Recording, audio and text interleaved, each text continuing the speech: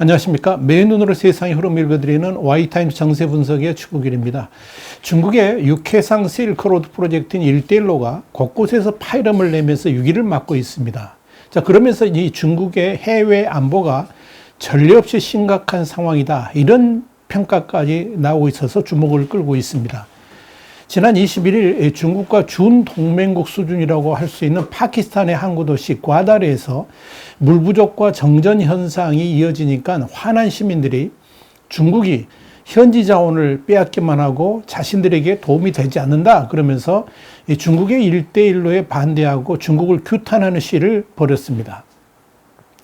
이런 이 반중 분위기는 올해 들어서 중국인들을 겨냥한 테러도 수차례 벌어지는 등 여러 가지 이 중국을 겨냥한 격한 반발들이 이어지고 있어서 이 중국 당국도 촉각을 곤두세우고 있습니다. 파키스탄의 과다르 주민들이 이렇게 중국에 대해서 좋지 않은 감정을 갖게 된 것은 이 지역이 1대1로 사업의 일환인 중국 파키스탄 경제회랑, 이걸 CPEC라고 그러는데요. 이 CPEC의 요충지이기 때문에 그렇습니다. 중국은 이 1대1로 사업의 일환으로 2013년부터 중국 서부 신장 카슈카르에서 과다르항까지 약 2,800km에 이르는 구간에 도로와 철도와 송유관 그리고 광통식망 등을 건설하는 이 중국 파키스탄 경제회랑 사업을 시작한 겁니다. 이 프로젝트의 핵심은 해상 석유 수송로인 남중국해가 미국의 봉쇄에 당할 때 대비를 해가지고 중국 내륙에서 이 파키스탄을 거쳐서 아라비아해로 바로 이어지는 이 안정적인 에너지 수송로를 구축하기 위한 것이죠.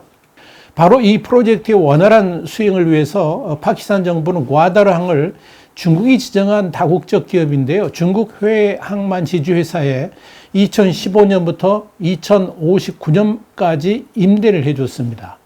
문제는 1대1로 사업이 다 그렇듯이 이 중국 파키스탄 경제회랑 사업이 시작되면서 이 프로젝트를 통해서 생긴 경제적 이익은 모두 중국이 챙겨가고 정작 파키스탄에는 뭐 떨어지는 게 별로 없다, 이익이 없다 하는 데 있습니다.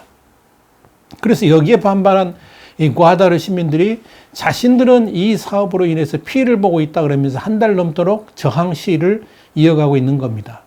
실제로 과다르항에서 발생하는 수익의 91%는 중국 해외 항만 지주회사로 넘어가게 돼 있고 나머지 9%만을 이 파키스탄 항만 당국으로 분배하도록 계획이 되어 있습니다.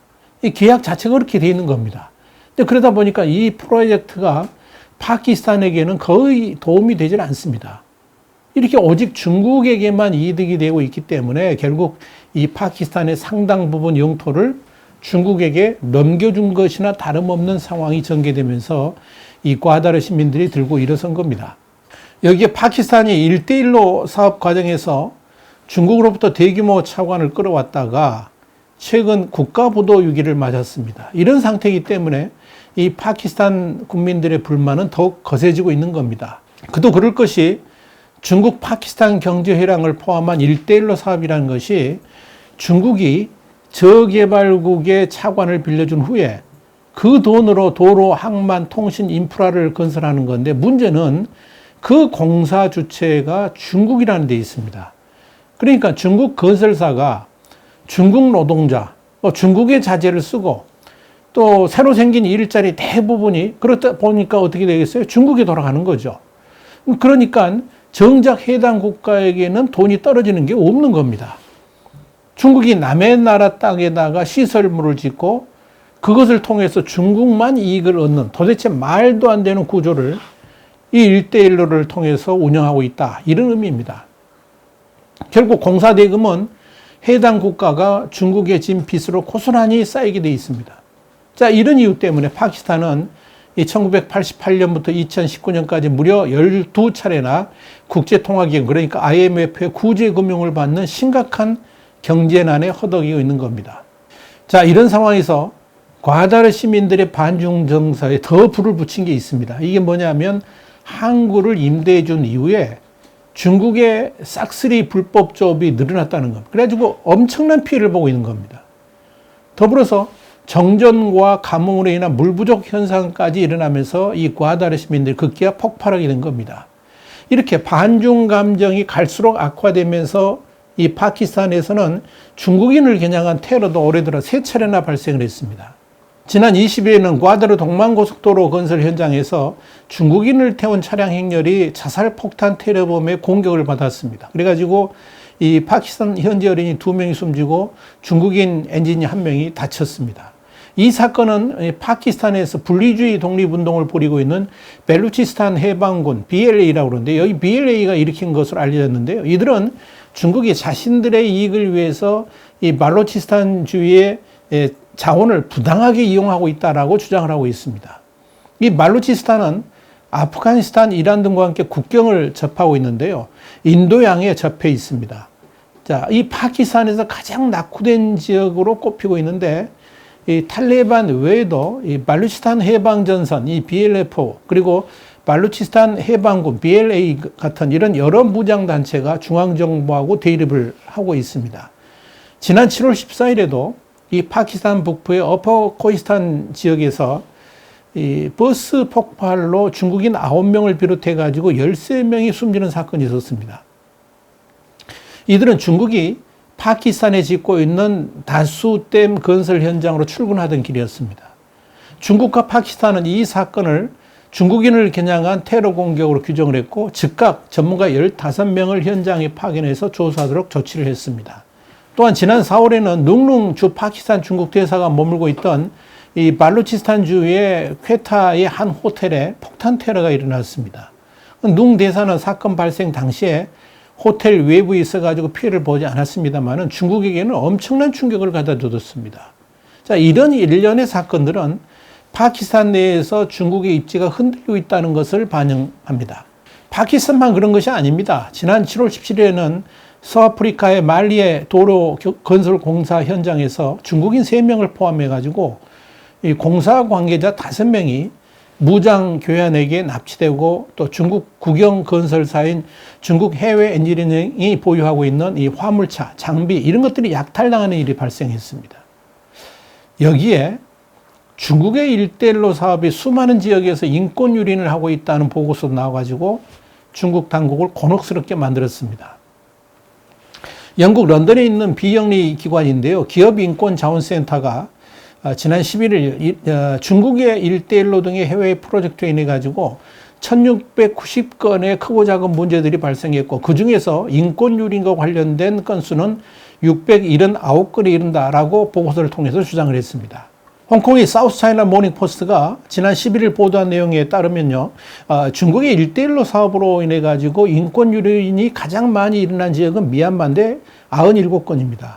그리고 그 다음이 페루 60건, 에콰도르와 라오스가 각각 39건, 캄보디아 34건, 인도네시아 25건 이런 순이었습니다. 이 보고서는 또 일대일로 사업으로 진출한 중국의 기업들이 기업 책임도 결여되어 있고 투명성마저 없어가지고 이들 나라에 상당한 문제를 일으키고 있다 그랬습니다. 그러면서 일대일로 사업이 개발도상국들에게 부채 함정이라는 비판을 받고 있다 이렇게 지적을 했습니다. 이뿐 아닙니다. 이 중국의 야욕이 가득 담긴 일대일로 프로젝트는 해당 국가의 강한 반발을 사면서 급기야 중단이라는 결정까지 내려지고 있습니다. 파푸아 뉴기니에서는 중국이 진출해가지고 공동 개발했던 금광 등의 지하자원 개발 사업에 이 중국이 파푸아 뉴기니에 공정한 수익을 분배하지 않고 자신들의 이익만 추구하는 데다가 집단 성폭행 같은 이런 인권과 관련된 부정적 사건들이 연달아 터지면서 이 프로젝트가 중단됐고 1억 달러 규모의 항만 건설 사업도 폐기하기로 했습니다. 호주 연방정부도 지난 4월 21일 이 빅토리아 주 정부가 중국과 체결했던 일대일로 협정을 파기한다고 밝혔었죠. 중국의 탐욕이 도를 넘었기 때문에 그런 결정을 내린 겁니다. 자, 그렇다면 중국의 일대일로는 하나의 경제협력제이고 개방과 포용의 정신으로 참가국들에게 이익을 주고 있다. 그러면서 해민의 떡이지 절대로 채무 함정은 아니다라고 강조하는 이 일대일로 프로젝트가 왜 이렇게 거센 도전을 받고 있을까요? 지난 4월 반중 매체인 대기원15가 중국 인민대의 니둥성 교수가 한 동영상에 했던 발언을 공개를 했습니다. 코로나 대유행으로 달러에 대한 환상이 사라지면서 중국의 국채가 글로벌 가치의 기준이 되고 중국이 세계의 중심이 될 것이다. 이렇게 주장을 했다고 보도를 한 겁니다. 그러면서 1대1로 산업은 중국의 패권을 위한 기반이고 중국의 1대1로는 남의 에너지, 그러니까 다른 나라의 에너지, 광산뿐만 아니라 참여국의 젊은 생명력을 수혈하는 것이다. 이렇게 말했습니다. 아주 중국의 속내를 그대로 드러냈습니다. 그게 중국의 본심이죠. 일례로 중국이 남태평양의 섬들의 1대1로 사업이라는 핑계로 투자를 하고 광산을 사들이고 항만도 개발하고 그러는데 결국 이런 프로젝트들은 중국의 또 다른 영토 개발 사업이고 국토의 확장이라는 거죠. 그곳의 항만 등을 자신들의 전진기지로 삼으려고 하는 영토 확장 야욕이다. 이런 이야기입니다. 중국은 최근에도 미국이 2차 세계대전 때 사용했던 이 남태평양의 섬나라 키리바시에 고급 리조트를 개발한다 그러면서 비행장 업그레이드 사업에 착수를 했습니다. 물론 말로는 군사적 목적으로는 사용하지 않는다고 말합니다만은 그 말을 곧이곧대로 믿을 사람은 거의 없을 겁니다.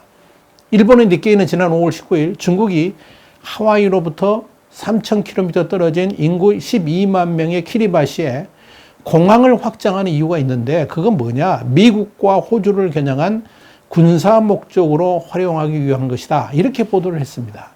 그런데 말입니다, 여러분. 중국이 진짜 강구하는 게 있습니다. 중국이 세계 패권을 장악하려면 크게 군사 패권과 금융 패권 모두를 장악해야만 됩니다. 이 금융 패권 측면에서 미국을 따라가려면 아직 갈 길이 너무 멀고 위험 부담도 너무나 크다는 거, 이건 우리 Y타임스가 여러 번 분석을 해드린 바 있습니다. 그런데 군사 패권 역시 마찬가지입니다. 우선 중국은 해양대군도 없습니다. 원양 해군력이 갖춰졌다고 말하기도 쑥스러운 상황이죠. 한마디로 항공모함에서 전투기가 제대로 발진조차도 못하는 데다가 중국이 자랑스럽게 내세우는 그런 중국산 전투기 젠-10B의 경우에 물에 젖으면 심각한 노후화가 일어난다는 사실이 밝혀져 가지고 실소를 금치 못하게 만들었습니다. 이런 사실을 폭로한 건 다른 이도 아니고 중국 관영 CCTV의 군사 프로그램 군무연거리라는 프로그램인데 여기서 젠-10B를 소개하면서 국산 전투기가 비와 습기에 아주 취약하고 젖으면 녹슬어서 문제다. 이런 말을 한 겁니다. 그러면서 종종 고장이 나면 원인을 찾을 수 없어서 골치 아프다라고 발설을 한 겁니다. 그렇다면 이 전투기는 비가 오는 날에는 하늘을 날 수 없다는 의미죠. 자, 이것이 중국산 무기의 실체입니다.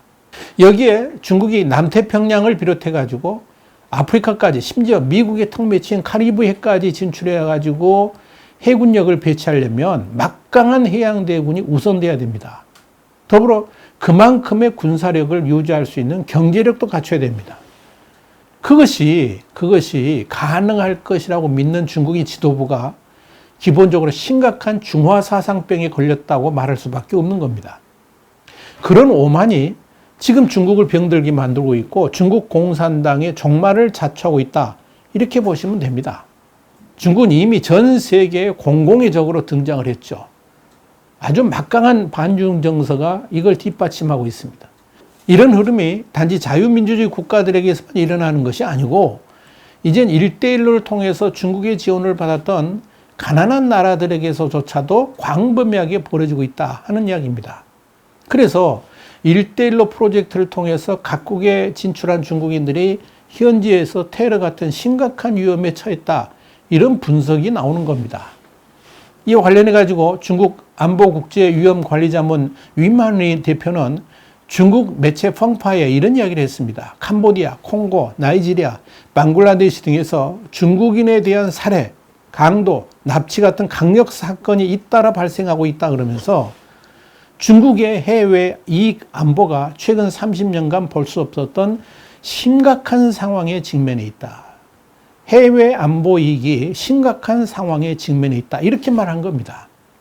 결국 시진핑의 중국몽 그리고 그런 생각을 뒷받침하는 중화 사상이 지금의 중국 위기를 자초하고 있는 셈입니다.